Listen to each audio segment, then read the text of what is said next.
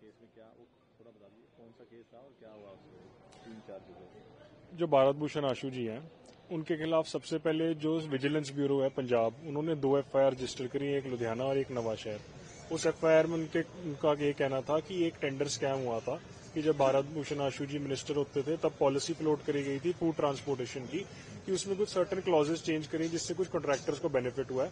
और दूसरे एलिगेशन ये थे कि जो कॉन्ट्रैक्ट्स दिए गए थे बहुत हाई रेट्स पे दिए गए थे, जिसके करके जो स्टेट एक्सचेकर को बहुत करोड़ों रुपए का नुकसान हुआ था।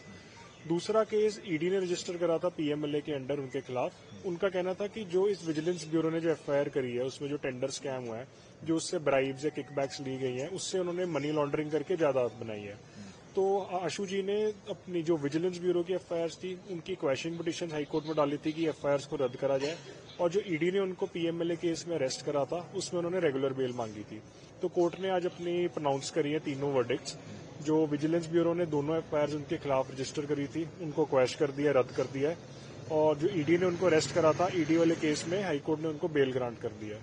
तो अभी वो कोई भी केस में वो बरी हो गई, मतलब जमानत में रहे सर हर केस पे अब जमानत में है। अब जैसे ही कोर्ट का ऑर्डर आता है जो कंडीशंस होंगी उनको कंप्लाई करेंगे और वो जल्द से जल्द बाहर आएंगे। तो ईडी में क्या दोष थे? एलिगेशन उनके खिलाफ ये थी कि कुछ जो जायदाद ईडी ने इन्वेस्टिगेट करी, कुछ प्रॉपर्टी सीज करी थी, उनका कहना था कि ये प्रोसीड्स ऑफ क्राइम मनी के तहत बनाई गई हैं। बट उन्होंने जो बेल एप्लीकेशन लगाई थी उस सारे जो दलीलें थी उनको जवाब दिया।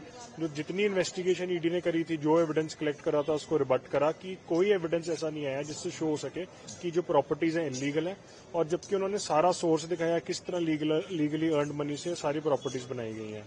और जो विजिलेंस ब्यूरो के जो एफआईआर थी उनका कहना था कि ये पॉलिटिकल वेंडेटा के तहत ये एफआईआर रजिस्टर करी गई थी, पॉलिटिकल ओपोनेंट्स को दबाने की कोशिश करी जा रही थी। तो और उन्होंने कई एनओसीज बहुत एजेंसीज की दिखाई, जो हाईकोर्ट के ऑर्डर्स थे पॉलिसीज अपहोल्ड के दिखाए, कि कोई लॉस स्टेट एक्सचेकर को नहीं हुआ, और ये जो सारा केस था उनके खिलाफ एक शैम था। तो कोर्ट ने कंसिडर करके एफआईआर दोनों रद्द कर दिए और ईडी वाले केस में उनको बेल ग्रांट कर दिया। तो अभी वो जेल से बाहर आ जाएंगे? अब वो जेल से बाहर आ जाएंगे, जैसे ही ऑर्डर आएगा ऑर्डर को कंप्लाई करके वो बाहर आ जाएंगे।